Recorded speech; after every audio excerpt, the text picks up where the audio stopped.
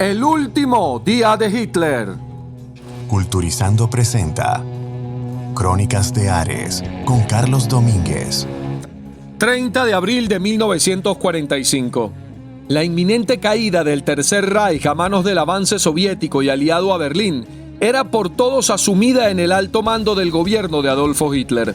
El Führer, que en sus delirios se había negado a esa posibilidad, entraba en razón ante las advertencias y admitía que se aproximaba el fin. Entre traiciones, escapes y una que otra declaración de lealtad de sus allegados, Hitler ya había tomado la decisión de acabar con su vida y así evitar ser capturado vivo. A continuación, se detalla cómo transcurrieron las últimas horas en la vida del hombre que por sus ambiciones nacionalistas fue capaz de someter al mundo entero a una guerra que significó un quiebre en la historia. El periodista y escritor español David Solar reconstruyó de una manera muy gráfica y bastante precisa en su libro El último día de Hitler las horas finales del Führer, aquel 30 de abril de 1945. En este episodio de Crónicas de Ares mencionaremos algunos puntos textuales de tan preciso y bien explicado libro, que describe el contexto y todos los eventos de aquel día que marcaron un antes y un después en la historia de la guerra, de Alemania y de la humanidad. La última vez que Hitler vio la luz natural fue el día 20 de abril de 1945. Casualmente era el día de su cumpleaños número 56 y estaba justo dispuesto a celebrar una ceremonia de condecoraciones en el jardín de la Cancillería del Reich. En las tomas que existen de un video y también algunas fotografías, se evidencia que estaba realmente enfermo y envejecido. Muchos coinciden en que aparentaba tener 20 años más de los que tenía, de esos 56. Lo dice el propio Solar y Anthony Weber en su libro Berlín. Solar textualiza, dice: encorvado con la cara abotargada y de un enfermizo color rosáceo. Su mano izquierda temblaba tan violentamente que comunicaba los espasmos a todo el cuerpo. En cierto momento intentó llevarse un vaso de agua a los labios, pero la mano derecha le temblaba de tal manera que tuvo que abandonar el intento. Esto lo recordó en sus declaraciones en los juicios de Nuremberg, uno de los presentes en esos juicios. Es por eso que en el evento la recomendación de los asesores fue que escondiera la mano detrás del cuerpo para que en el video que le tomaron saludando a los niños que eran efectivos de combate de las juventudes hitlerianas no se notara el movimiento de sus manos. También Hitler sufría espasmos en la pierna izquierda y cuando esto sucedía él debía sentarse. Se dice que arrastraba los pies y se cansaba, jadeaba, apenas recorría unos metros. Cuando ocurrió el atentado de von Stauffenberg en Rastenburg para julio de 1944, sufrió importantes daños en los oídos Hitler, por lo que sufría mareos y sus andares parecían más propios de los de un borracho. Soñando, temblando de cólera, daba órdenes, hacía grandes planes militares, arquitectónicos. Eso fue lo que hizo Hitler justamente en sus últimos 10 días de vida, entre ese 20 de abril y el 30 de abril. En el último instante, se dice que fue el día 28, decidió casarse con Eva Braun, quien era su amante desde el año 1930, y dictó un testamento a una de sus secretarias. El mayor énfasis de ese testamento consistía en la defensa de su obra, la justificación de su antisemitismo y la designación de un gobierno que mantuviera las hostilidades. En ningún momento quiso ceder a la guerra Adolfo Hitler, ni quiso explicar el motivo de por qué durante su mandato se cometieron tantas atrocidades. De los momentos finales se conserva una narración muy minuciosa de lo que ocurrió. Hubo una despedida formal de parte de todo el personal del búnker donde estaba Hitler. Recuerden que él estaba en un búnker en los sótanos de la Cancillería del Reich. Ahí vivió sus últimos días. Una enfermera soltó un histérico discurso en ese momento, justamente cuando se despedían, pronosticándole a Hitler la victoria. Y Hitler la interrumpió con voz ronca diciéndolo: hay que aceptar el destino como un hombre. Y siguió estrechando manos. A mediodía acudió a la conferencia militar. El general Monk le comunicó que la infantería soviética presionaba desde el norte y el sur, tratando de dividir en dos a Berlín por el centro de la ciudad, lo único que aún se defendía, que a lo sumo solo quedaban 2 días de resistencia. La artillería soviética se había concedido algún respiro por falta de blancos.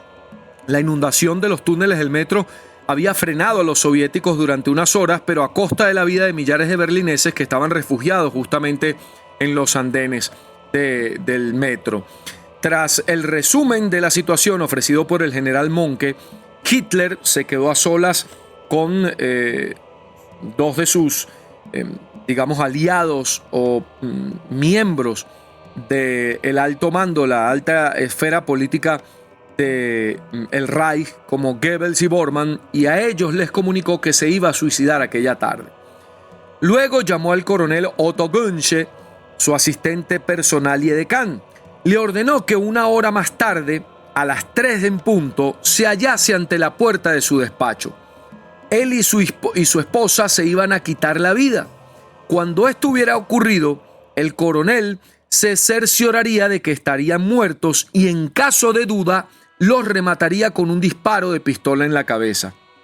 Después se tendría que ocupar de que sus cadáveres fueran conducidos al jardín de la Cancillería, donde Erich Kempka, quien era chofer personal de Hitler, y Hans Baur, quien era piloto personal de Hitler, deberían haber reunido 200 litros de gasolina, según les encargara la víspera, que servirían para reducir ambos cuerpos a cenizas. Es decir, ya Hitler había dado una orden antes de que ubicaran 200 litros de gasolina para encender los cuerpos una vez se hubieran suicidado. Es decir, no fue ese mismo día 30 de abril cuando Hitler decide suicidarse.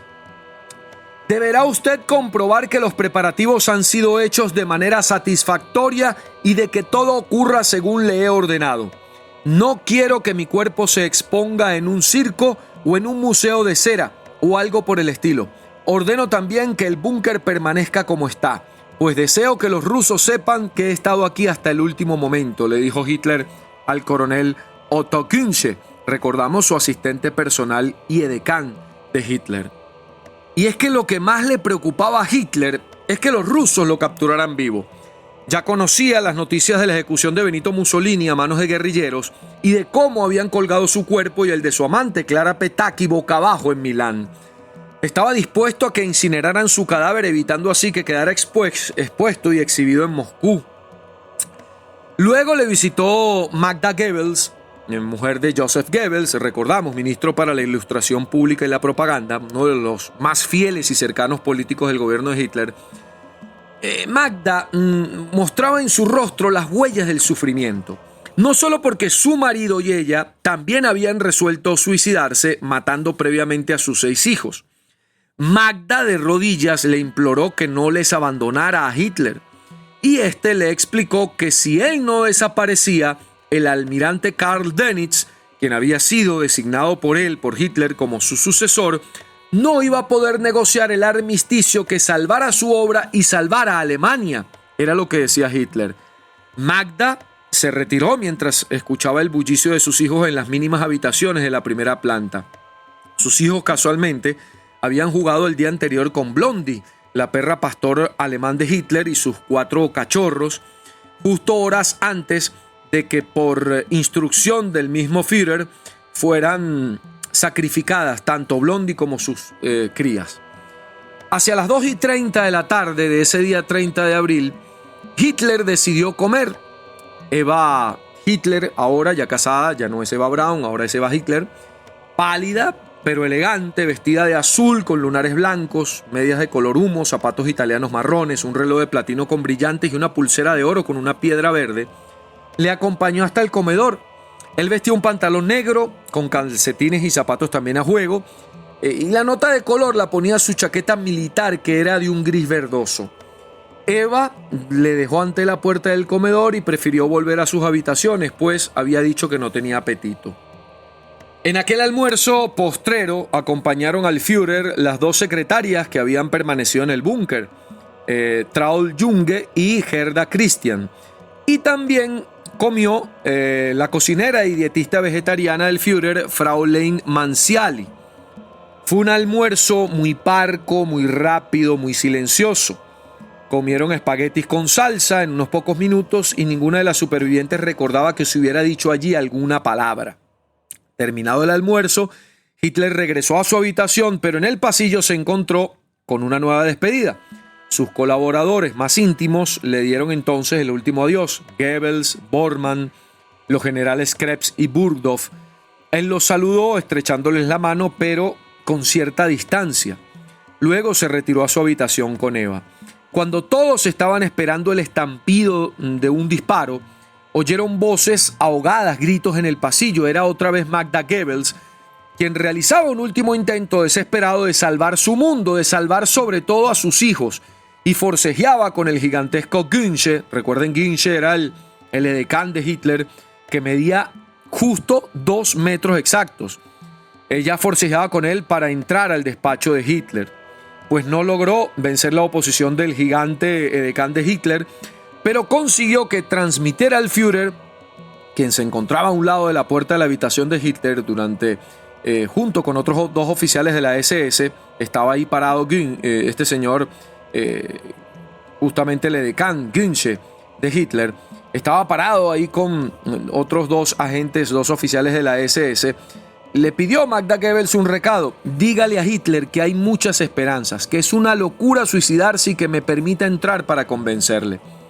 Gönczi ingresó a la habitación. Hitler estaba de pie junto a su mesa de despacho frente al retrato de Federico II. Gönczi no vio en ese momento a Eva Braun y supuso que se hallaría en el cuarto de baño, pues escuchó justamente cuando utilizaron el agua del baño. Hitler respondió fríamente a la solicitud de Magda Goebbels y le dijo a Gönczi: no quiero recibirla. Esas fueron las últimas palabras que se conservan de Hitler. 10 o 15 minutos más tarde, entre las 3:30 de la tarde y las 4 de la tarde de aquel 30 de abril de 1945, Hitler estaba muerto. Al parecer, nadie oyó el tiro que acabó con la vida de Hitler. Se suicidó de un tiro en la cabeza mientras rompía con los dientes una cápsula de cianuro, en tanto que Eva Braun de Hitler murió a su lado tras masticar una ampolla de veneno. Entró en la habitación quien era su ayuda de cámara, Heinz Linge, junto con Gönczi, Bormann, Goebbels y el recién llegado Arthur Axmann, quien era jefe de las juventudes hitlerianas. Los que quedaron en el exterior se asomaban para ver por encima de los hombros de estos antes de que se cerrase la puerta en sus narices. Gönczi y Linge retiraron el cadáver de Hitler envuelto en una manta de la Wehrmacht, lo sacaron al pasillo y lo subieron por las escaleras hasta el jardín de la Cancillería del Reich. Linge logró hacerse con el reloj de su amo, de Hitler, pero no le sirvió de mucho porque pronto tuvo que deshacerse de él antes de que lo apresasen las tropas soviéticas. Acto seguido subieron el cuerpo de Eva Hitler, cuyos labios al parecer quedaron fruncidos por el efecto del cianuro, para dejarlo al lado del cuerpo de Hitler a poca distancia de la salida del búnker. Empaparon ambos cadáveres con la gasolina de los bidones. Goebbels, Bormann, Krebs y Burgdorf se acercaron para darles el último adiós a ambos cuerpos. Levantaron el brazo para hacer el saludo hitleriano al tiempo que lanzaban sobre los cuerpos papeles y trapos encendidos en fuego.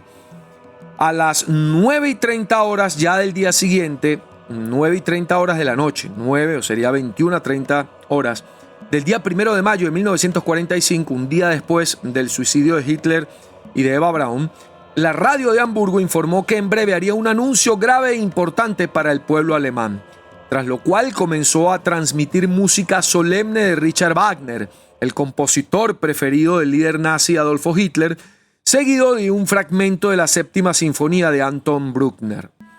Nuestro Führer Adolf Hitler ha caído esta tarde en su puesto de comando en la Cancillería del Reich, luchando hasta su último aliento en contra del bolchevismo y por Alemania, dijo a las 22:20 horas un locutor antes de dar la palabra al comandante en jefe de la Armada alemana, de la Kriegsmarine, Karl Donitz, quien afirmó que el líder nazi había tenido la muerte de un héroe y que previamente le había nombrado como su sucesor. El 5 de mayo, los agentes del SMERSH, que es la agencia de inteligencia del Ejército Rojo, soviético, hallaron el cadáver de Hitler y de su pareja Eva Braun, enterrados en un hueco abierto por una bomba en el jardín de la Cancillería.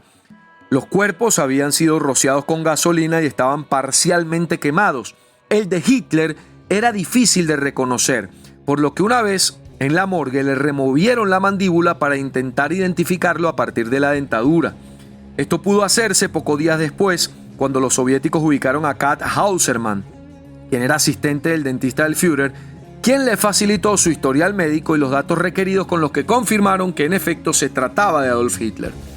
Posteriormente, un estudio de odontología forense realizado por los doctores Reidar Sognaes de la Escuela de Odontología de la Universidad de California y Ferdinand Strom de la Universidad de Oslo ratificaron en 1973 que el cadáver recuperado en ese momento, en efecto, era el de Adolf Hitler. Así relatamos las últimas horas en la vida de Adolf Hitler. Soy Carlos Domínguez. Esto es Crónicas de Ares. Culturizando presentó Crónicas de Ares con Carlos Domínguez, una producción de culturizando.com.